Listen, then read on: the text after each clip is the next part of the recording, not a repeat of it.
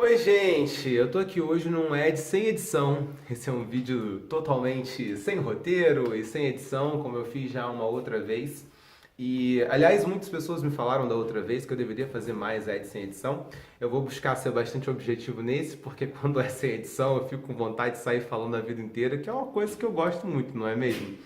E a Aika está ali espirrando, vocês podem ouvir no fundo. Aliás, eu estou sem microfone hoje de lapela, porque o microfone pifou a parte da vida, né? Eu já pedi outro, mas ainda não chegou. Em primeiro lugar, desculpas porque eu estou sumido, eu já vou falar um pouco sobre isso. Em segundo lugar, eu vim aqui falar hoje sobre algo que eu tenho observado que está acontecendo muito. Aí eu fiz várias correlações, várias reflexões e achei que deveria trazer isso para cá e contribuir com esse debate, colocar isso para vocês e ver o que vocês pensam sobre isso. Bom, o sumiço, como vocês já sabem, a parte dele se deve ao meu mestrado. Eu estou fazendo mestrado, isso consome muito meu tempo.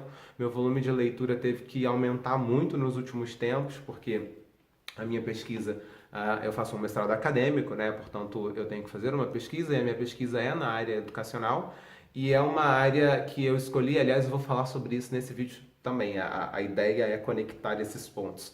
A minha pesquisa, ela aborda uma temática que ainda foi pouco debatida até hoje. Eu estou falando sobre a relação professor-aluno no contexto da educação básica e faço uma ligação sobre como os professores e os alunos têm sido ou não empáticos uns com os outros.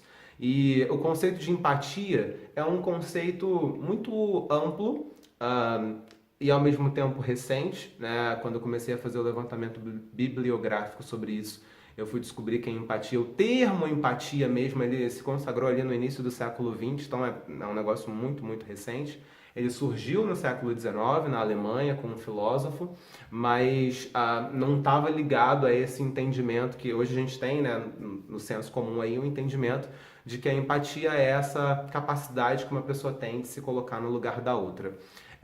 Quando a empatia surgiu, né, lá sua primeira aparição, digamos assim, que foi com o Theodor Lipps e um outro filósofo que eu não estou me lembrando agora, que um contribuiu com o outro nesse início, na Alemanha, era uma outra palavra que não tinha nada a ver com a empatia, era Eifflung, e aí depois que ela evoluiu para um termo grego chamado empatia, até chegar na empatia que a gente conhece hoje. Mas lá no início a ideia era analisar elementos da estética da arte, né? Tinha uma ideia de conexão com coisas de arte e tentar compreender aquilo. Depois que a coisa foi evoluindo e chegou onde a gente está hoje, muito graças a um psicólogo chamado Carl Rogers. Mas o que eu queria falar hoje era eu tenho percebido nesse movimento político, aliás, eu também tenho estado um pouco sumido daqui em função desse movimento político, porque eu tenho me envolvido em muitos debates políticos, né?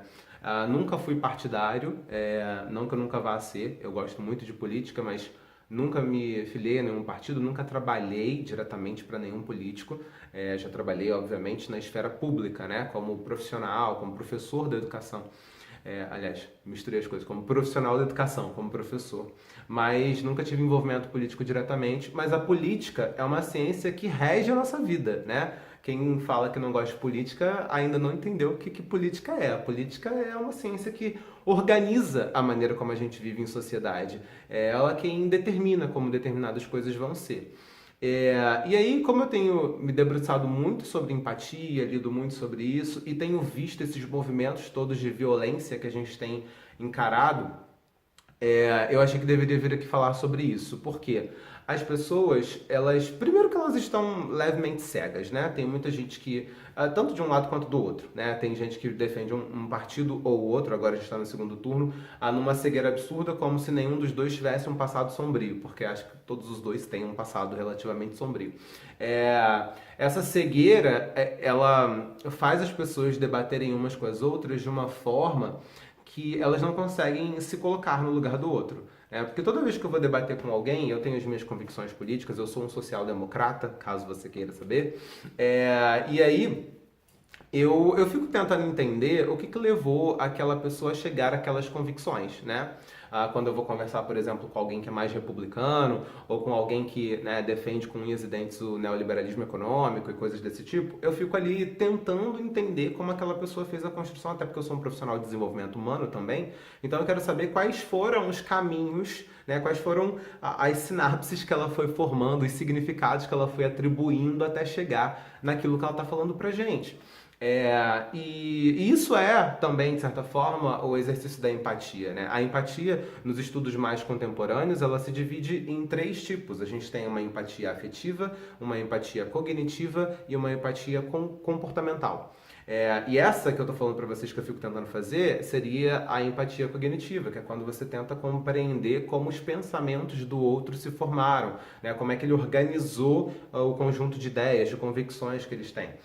E até também a formação de conhecimento dele, né? Acaba que atravessa um pouco do conhecimento epistemológico, né? Como é que ele formou o conhecimento. E aí o que eu percebo é que a empatia foi pro saco. As pessoas não estão fazendo mais esse exercício.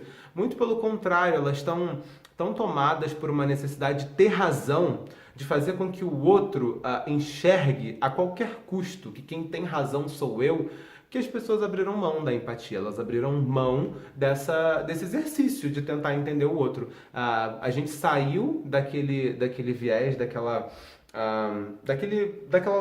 local, daquela posição, eu tô tentando achar os termos, né? Daquele local onde você tenta entender o outro, né? As pessoas saíram desse local, elas estão fazendo um deslocamento e foram para um local onde não importa o que você pensa.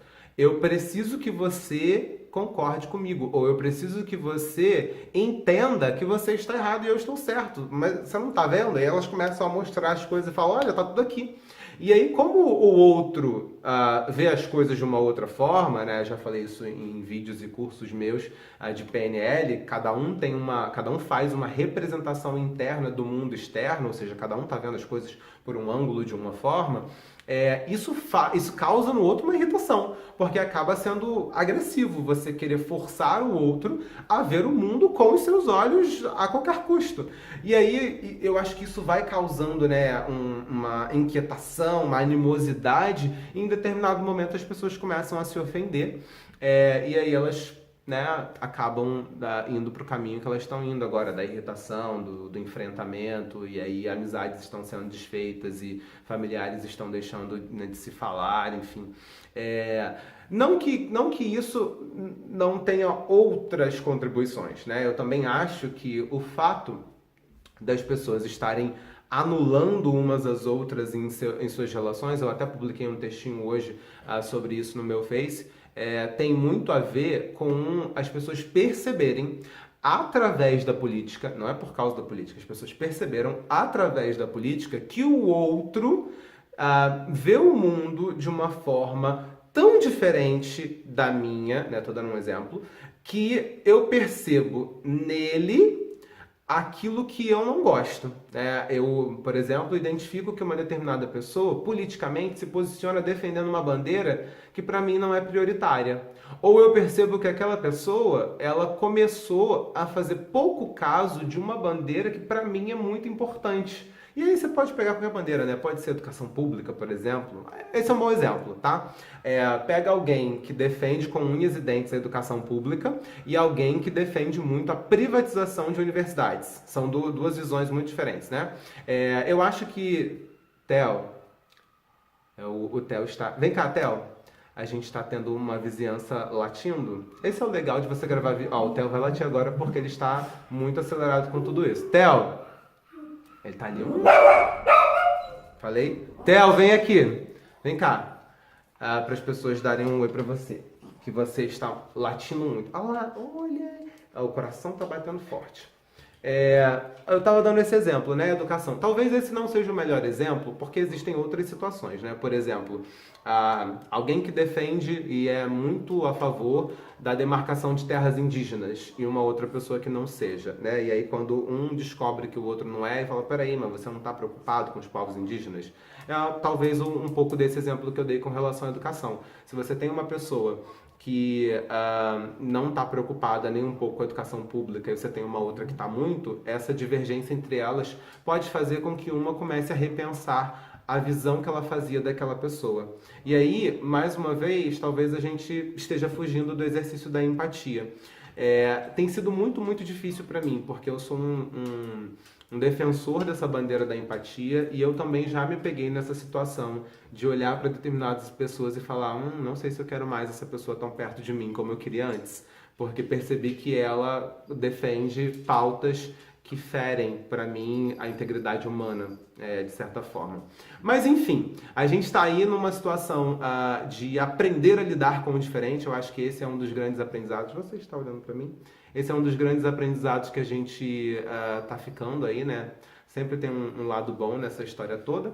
E era isso que eu queria falar com você. Tá vendo? Eu já falei a beça, já tô com mais de 10 minutos aqui. Eu prometo vir aqui com mais frequência. Eu não vou abandonar esse espaço porque eu gosto disso aqui. Mas gravar vídeo toda semana tem sido muito, muito complicado pra mim. Então, um grande abraço e até o próximo vídeo. Tchau!